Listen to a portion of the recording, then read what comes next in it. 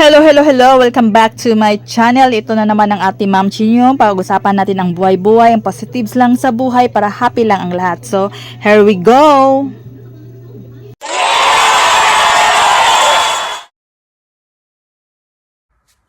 Hello guys! Welcome back to my channel. Ang ating Ma'am Chinyo is super tired na ngayon. Gusto nang matulog kay nagbiyahe ako ng almost 3 hours plus. Galing Riyadh papunta rito sa Al Hofuf. Alam niyo ba guys, ang Al Hofuf at Al Hofuf Al-Hasa is one of the province ng Saudi Arabia, no, which is hindi siya same sa Riyadh na city, ang daming mapupuntahan. So, kaya mula pa lang dun sa Riyadh is nagyaw-yaw na ako sa driver na huwag mo talaga akong iiwan dahil tingnan ko muna yung bahay, kung okay ang kwarto, hindi masikip, komportable ako. Kaya sasama ako ulit sa'yo sa Riyadh. Kasi guys, ito sa Hofuf is wala akong kasama, wala akong kakilala. Nandun lahat sila sa Riyadh. Yung mga close ko na friends, yung matatakbuhan ko pag may problema ako, yung may mga bahay na friends ko, yung punta kami ng mall pag ma-stress kami, ganun, magsama kami, magkita ulit. Dito sa Hofuf, wala guys. So sa yaw-yaw, tapos iniisip ko, patay ka ngayon kasi pag yung bahay na yan is pangit, masikip, kasi kailangan kong maging comfortable kasi 2 years, 'di ba? 2 years yung contract, so mag-stay ako diyan na Tapos galing na ako dati sa ayaw ko na balikan tong lugar na to. Ang na to kasi dati is yung employer namin is nilalak kami sa bahay. Pagpasok namin sa bahay is lock, then pag mag-work kami is open na naman, tapos ilak na naman yung ulit. So, ayoko ng ganun, guys, na walang walang freedom. So, ayun, yaw ako ng driver papunta dito. Sabi ko sa kanya na, huwag kang mag-alala, ako ang papunta ng office bukas. Sasama ko ulit sa'yo sa Riyadh. Pag pangit talaga yan, walahi to ala. Ganun ka na siya, guys. Kasi talagang ayaw ko talagang ma-deploy dito. Dahil doon pa lang sa amin, sa Cagayan de Oro is, nag-apply ako ng hiring waitress in Riyadh. Riyadh, guys, ha. And then, hindi ko naman akalain na yung employer ko doon is hindi na siya, kasi matagal na since August, so parang nag-cancel na ba. So hindi ko akalain na madideploy ako sa Hofuf dahil yun ang na-applyan ko doon is Riyadh, diba? So magrereklamo sana ako dahil yun ang expectation ko. And then medyo naintindihan ko naman dahil agency sila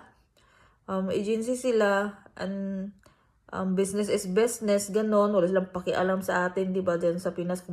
Yun kasi yung nasa, nasa Facebook page na apply waitress for Riyadh. Riyadh, guys, kaya nga ako nag-apply dahil Riyadh. Ayoko gusto ko yung balikan na lugar na yan kasi,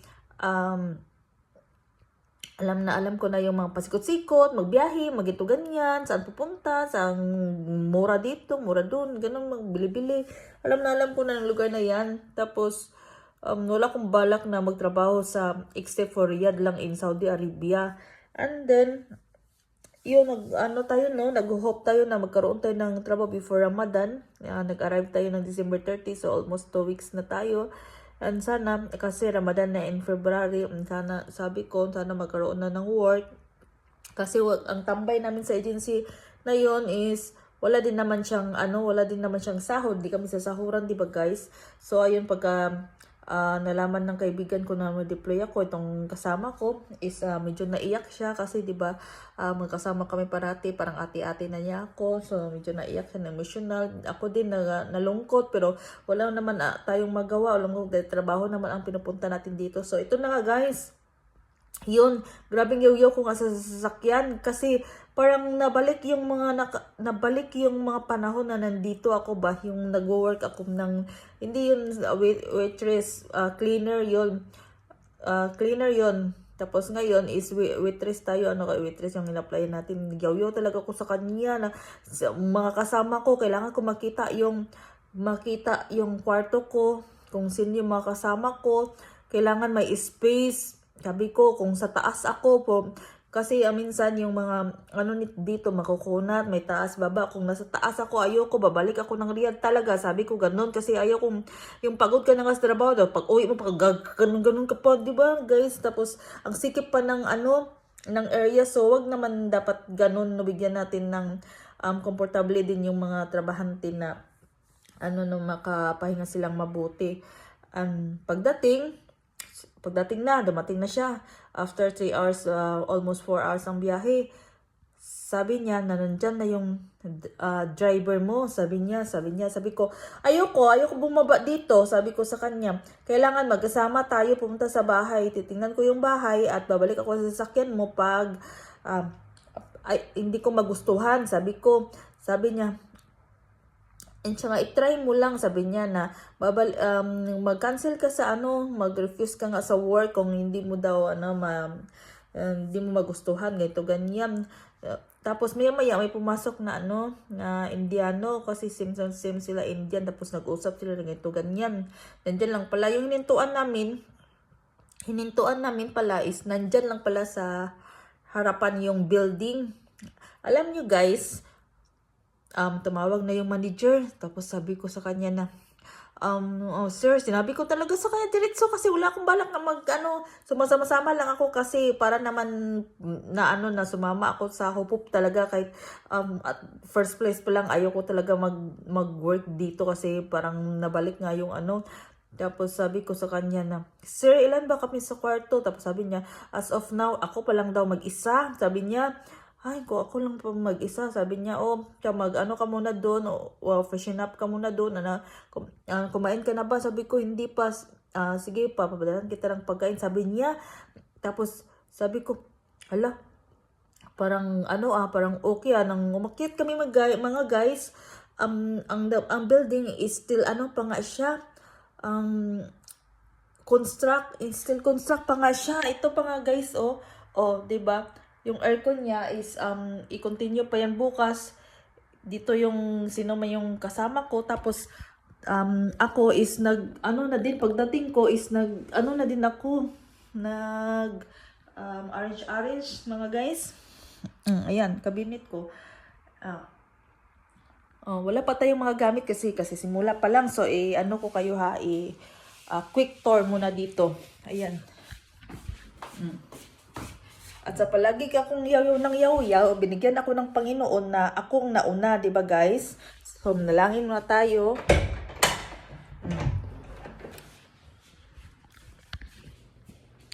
Ayan guys, talagang legit na legit. Itong room na to is same lang din sa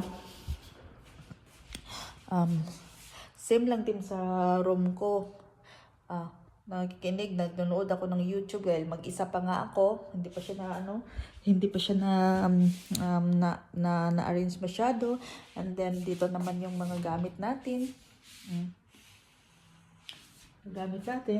And then yung room na yon is same lang dito. Ayan. Yan tayo. So, may dalawang din siya. May dalawang bed. So, kung gusto mo matulog, gusto mo mag-off, ayan.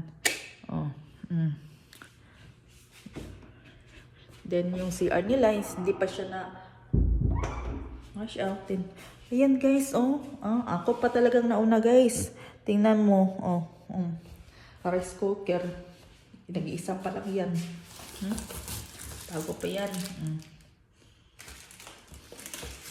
Walang laman.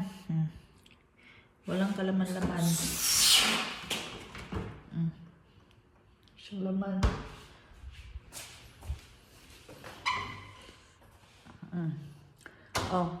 Juicy pa ba ako, guys?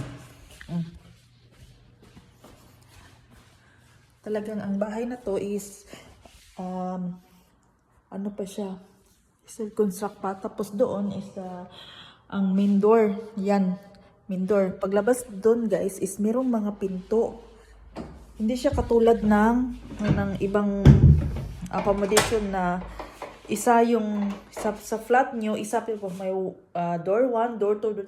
Dito talaga talagang yung dalawang kwarto is may main door, tapos paglabas doon, tsaka pa mayroong mga main door, hindi sila nagsasama. So, dito sa ano na to, sa door na to is apat lang kami. Dagdag sa pinakita ko, dalawa yung bed dito, dalawang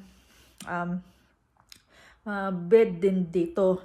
So, yun na nga mga guys, buti na lang sumama ako dito sa Hofop. Malungkot man dahil di ko kasama yung mga friends ko dun, mga kilala ko, pero wala akong magagawa. Blessing na din to sa Panginoon na panalangin ko na magkaroon ako ng mababait na employer at saka komportabling matitirhan habang nagtatrabaho. Ito talaga panalangin ko. Malalaman talaga natin na mahal tayo ng Panginoon. Manalangin tayo sa ang gusto nating maano sa buhay natin. And yun, nakakalungkot dahil hindi siya Riyadh, pero okay na. Blessed na rin tayo dahil nagkaroon tayo ng ganitong trabaho. Saan ka pa? So ngayon, nag-iisa pa lang ako dito. Nag-aantay pa lang ako na kung sino iwan ko sanang kukunin nila. Sana naman Pinay rin. Yun munang update natin ngayon. And ayan. Nood muna ako ng mga YouTube. Pero may na-experience ako YouTube, na YouTube. yung estudyante kong YouTube muna. And then, kailangan mo maging matapang kay gaya nito, wala kang kasama. Huwag mo isipin na lang yun. Isipin mo ang trabaho. Isipin mo yung trabaho dahil pag hindi mo naman nagustuhan, pwede ka bumalik ng agency pag may valid reason ka. Pero ito, hindi ako mababalik ng agency kasi ang ganda na nang napuntahan ko, no? Bless na tayo. Thank you, Lord. Thank you, Lord. Bless na tayo nito. Okay na tayo nito. And then, next, ko is, ang surroundings na naman ng restaurant at ang paano aralin ang mga ito, mga foods nila, mga orders nila, mga menu nila. Yun na naman ang kailangan aralin. And then, yun na nga, kailangan natin mag-work na dahil tambay kami dun sa accommodation, no work, no pay. So, kailangan natin mag-work na kasi yung mga utang natin is waiting na. And then, ito na muna guys, ang mga update for today. And see you in my next video, next vlog. Kasi sobrang antok na talaga ako dahil, oras? Alas 2 na ng madaling araw. Ka-arrange ko pa dito. Gusto ko ngang mag-wash out dito kasi wala siyang walis at wala siyang wiper. Yun lang. And laban lang tayo sa life. And mangarap pa rin. And see you guys on my next video and my next vlog. And don't forget to subscribe my YouTube channel. Bye! Good night!